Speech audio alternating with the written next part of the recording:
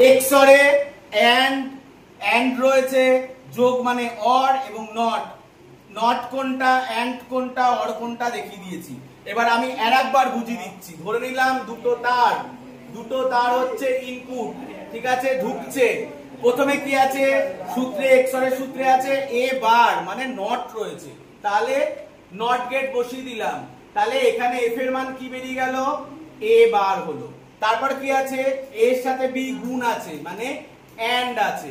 আমি যদি বি তারটাকে একটুখানি বেঁকিয়ে নিই আমার গুণ করতে সুবিধা হলো, এন্ড গেটের ছবি দিয়ে দিলাম। তাহলে এখানে আমার কি সূত্র বেরালো, এফ সমান সমান এ বার ইনটু বি। এরপরে কি আছে এ বি বার।